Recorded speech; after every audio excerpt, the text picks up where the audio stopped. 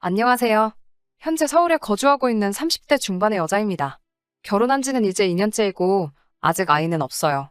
두 사람 벌이는 넉넉한 편인데 제가 조금만 더 회사에서 경력을 쌓으면 프리랜서식으로 집에서 일을 할 수 있는 직종에서 일을 하고 있기 때문에 남편과 합의하에 아이 갖는 시기를 조금 늦추게 되었습니다. 친정부모님은 당연히 제 결정이니 이것에 대해서 별 말씀 안 하시지만 유독 시어머니께서만 이 결정에 대해서 많은 불만을 갖고 계세요. 물론 시어머니 말이 무조건 틀렸다고 할 수만은 없죠. 저도 나이가 있는지라 더 늦추게 되면 노산이기도 하고 늦은 만큼 위험이 따른다는 사실을 알고 있습니다. 하지만 아이가 태어나게 되면 경제적으로 모자람 없이 지원해주고 싶은 마음 때문에 시어머니께서 바라신다고 덜컥 아이를 가질 수도 없는 노릇이었어요. 신혼 초반에는 우리 며느리 하시면서 저를 이뻐라 하셨는데 이세 계획을 늦추었다는 이유로 어느 순간부터 저를 부르는 호칭이 달라졌어요. 저를 며느리도 아니고 이름으로도 부르지 않으시고 저를 꼭 야라고 하면서 언성을 높이듯이 해서 부르시더라고요. 처음 시어머니께서 저를 야라고 불렀을 때는 설마 저를 부르신 건가 하는 생각에 대답을 안 했어요. 그랬더니 왜 부르는데도 못 들은 채를 하냐며 화를 내셨습니다. 처음에는 저한테 목공하신 게 있는가 보다 하고 저 부르시는 건지 몰랐어요 하고 대수롭지 않게 넘겼습니다. 그런데 그날 이후로 제가 전화를 드릴 때나 직접 찾아뵈었을 때나 계속해서 저를 야야거리면서 부르셨어요. 저보다 나이 어린 신우나 서방님을 부를 때나 제 남편을 부를 때도 그런 식으로 부르지 않으시는데 말이에요. 그런 상황이 너무나도 불편해서 남편에게 이러한 것들 때문에 알게 모르게 스트레스를 받는다고 털어놓은 적도 있습니다. 남편은 우리 엄마가 원래 잘 삐지는 성격이라 그런다고 얼마 지나지 않으면 스스로 풀으실 거니까 너무 마음에 담아두지 말라고 하더라고요. 남편 말대로 정말 얼마 지나서 끝날 일이었으면 이렇게 사연을 적고 있지도 않았겠네요. 시어머니랑 매일매일 마주하는 것도 아니고 자주 뵈어야 한 달에 두세 번 뵙는 게 전부였기 때문에 남편이 해준 말처럼 언젠가는 그만하시겠지 하고 참고 있었지만 시어머니께서 저를 그렇게 부르는 게 한 달이 되고 두 달이 되고 몇 달 동안 도무지 저를 정상적으로 부르지 않으시니 아무리 생각해도 남편과 저 사이에 아이가 생길 때까지는 이 상황이 끝나지 않을 것 같았습니다. 하루는 주말이 되어서 집에서 쉬고 있는데 시어머니한테서 아침 일찍부터 전화가 왔습니다.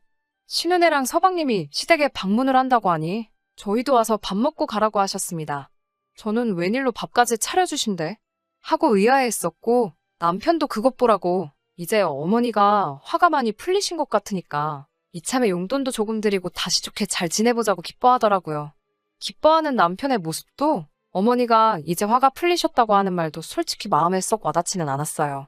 제가 잘못한 게 있다면 사과드리는 건 당연한 일이지만 시어머니가 저를 막대하기 시작하신 것 중에 제 잘못은 하나도 없다고 생각했거든요.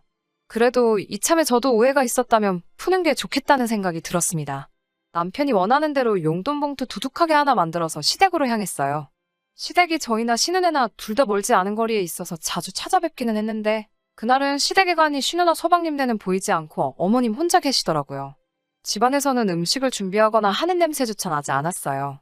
어머님은 저를 보시자마자 대충 정리하고 빨리 와서 음식하는 거나 도우라고 하시더군요.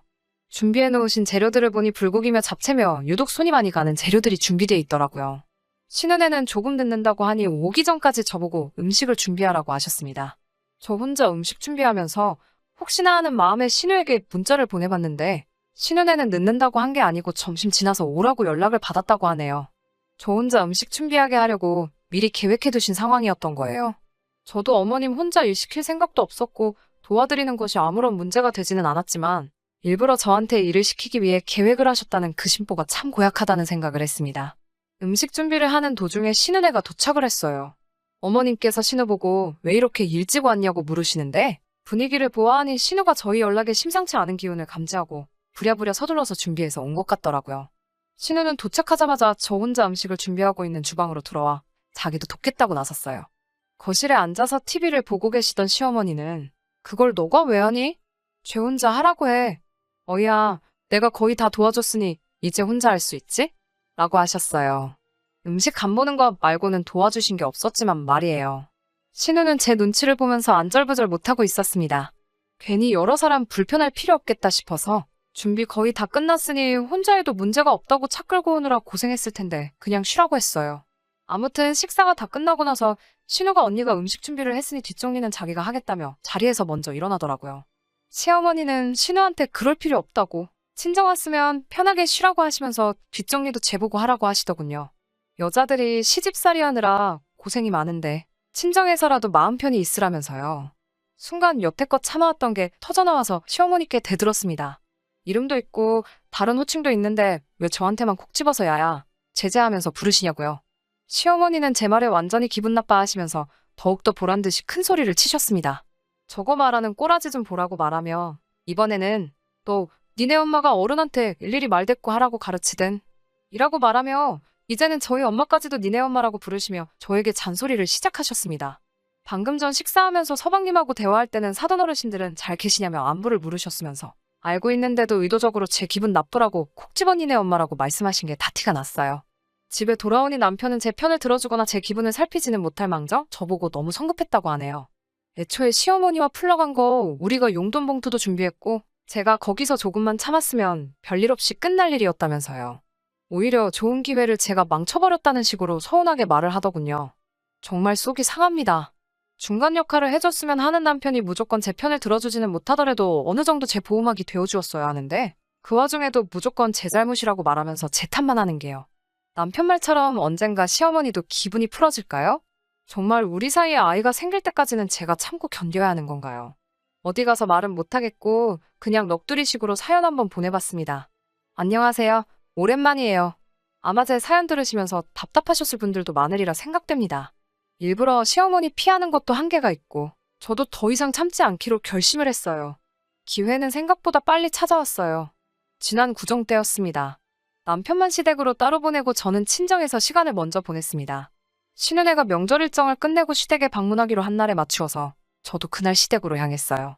문을 열고 들어오는 저를 보자마자 시어머니가 곧바로 한마디 하시더라고요. 야, 너 아주 안 오는 줄 알았다? 라고 하시면서 명절날 시댁 안 가고 친정에 가 있으니 니네 엄마가 너한테 뭐라고 안 하대. 이런 식으로 말씀하시며 얼굴 보자마자부터 바로 한마디 하시더군요. 하지만 저는 아무렇지도 않았어요. 이미 단단히 마음을 먹고 갔으니까요. 이번에도 역시 저 혼자서 식사 준비를 해야 했고 음식 준비가 끝나는 순간 저는 주방에 서서 크게 소리를 질렀습니다. 야, 밥 차렸으니까 나와서 밥 먹어. 제 목소리에 놀라서 거실에서 TV를 보고 있던 서방님하고 남편이 깜짝 놀란 표정으로 주방으로 오더라고요. 저는 남편을 향해서는 야, 너는 상 펴놓고 수저 좀 갖다 놔 라고 말하고 서방님한테도 야, 너는 가만히 있지 말고 반찬이라도 나르고 라고 집안에 있는 사람 다 들으라는 식으로 큰 소리를 내서 말을 했어요. 신우한테도 야, 너는 가서 니네 엄마 아빠 데리고 와서 밥 먹으라고 해 라고 말을 했어요. 시어머니도 제 목소리 듣고 주방으로 나와서는 지금 뭐 하는 짓이냐고 큰 소리를 치시길래 신우를 쳐다보고 또 한마디 했어요. 야, 니네 엄마 화난 거 같은데 왜 화난 거야? 라고 물어봤어요. 시어머니가 저보고 어디서 못 배워 처먹은 짓을 하고 있냐고 하시길래 시어머니께 왜요? 저는 어머님한테 배운 거 그대로 하는 건데요. 저보다 나이 어린 사람들한테 야라고 하는 게 잘못된 건가요? 라고 말을 했습니다. 식사가 시작되고 나서 밥상머리 분위기는 제가 생각했던 것보다 조용했어요. 제가 심상치 않은 걸 느낀 건지 아니면 신은혜가 있으니 같이 싸우기엔 눈치가 보이신 건지 시어머니도 속으로 울분만 삭히고 계시는 것처럼 보이고 따로 아무 말도 안 하시더라고요. 밥 먹고 있는 신우한테 조용히 야, 너네 엄마가 너한테는 반찬 같은 거 해주시니? 나는 며느리라서 그런지 하나도 안 주네. 우리 엄마는 우리 새언니 먹을 반찬도 해주시던데 라고 말을 했어요. 제 말이 끝나기가 무섭게 시어머니는 참을 만큼 참으셨는지 언성을 높이시며 어른들 있는 데서 말버릇이 그게 뭐냐고 또 따지셨어요. 상황을 지켜보시던 시아버지 계속 보고만 계시다가 커지는 것 같으니 자리를 조용히 시키고 저한테는 이게 다 무슨 일이냐고 여쭈어 보셨어요. 저도 집에서 귀하게 자란 딸이고 시어머니가 유독 저 하나만 가지고 한동안 저를 얕잡아 부르시다가 이제는 제 부모님까지 낮춰 부르시는 이 상황을 낱낱이 전부 다 말씀드렸죠. 이 상황을 모르셨던 시아버지는 그래도 집에서 가장 어른답게 상황을 정리해 주셨습니다.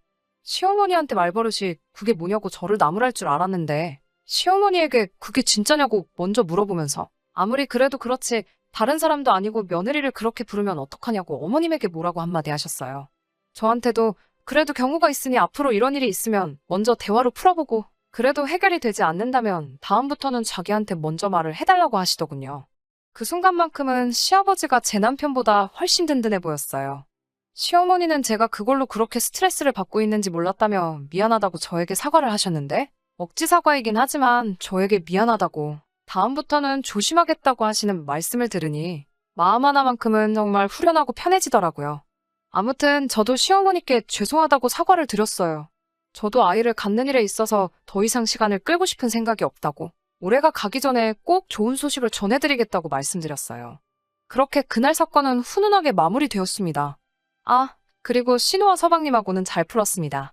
신우도 서방님도 제가 그동안 당해오던 모습을 봐왔기 때문에 충분히 이해한다고. 처음에는 자기들도 많이 놀랐지만 아무튼 이렇게 좋게 끝났으니 다행이라고 자기들은 걱정 말라고 하더라고요. 남편도 저에게 미안하다고, 대신 다음부터는 행동에 옮기기 전에 자기한테 먼저 말해달라고 하더라고요. 진작에 말했는데 처음부터 나서서 해결해줬으면 얼마나 좋았겠냐고 한바탕 잔소리를 해줬습니다. 꿀먹은 벙어리 마냥 아무 말도 못하고 있는데 덕분에 남편한테 쌓였던 것도 한 번에 풀었어요. 최근에도 신우네와 시어머니와 같이 식사를 했어요. 누가 음식하고 누가 뒷정리하는 거 할 것 없이 밖에 나가서 외식을 하고 왔습니다. 속으로는 저를 어떻게 생각하실지는 모르겠지만 다시 저를 우리 며느리라고 불러주시는 데다가 이젠 시아버지께서도 제 뒤를 든든하게 지켜주고 계시기 때문에 걱정이 없어요. 그리고 저도 더 이상 참지 않는다는 모습을 보여드렸으니 앞으로 비슷한 일로도 마음고생할 일은 없을 것 같아요. 이제 조금만 더 버티면 회사에서 나와 프리랜서로 일을 시작할 수 있을 것 같아요. 내년에는 아이도 생기고 우리 가족들이 좀 더 화목한 가족이 되는 계기가 되었으면 합니다. 모두 화목한 가정 이루시고 오늘도 좋은 하루 되세요. 끝까지 들어주셔서 감사합니다. 오늘의 사연은 여기까지입니다. 구독과 좋아요, 알람 설정 부탁드리고 더 좋은 사연으로 다시 찾아뵙겠습니다. 감사합니다.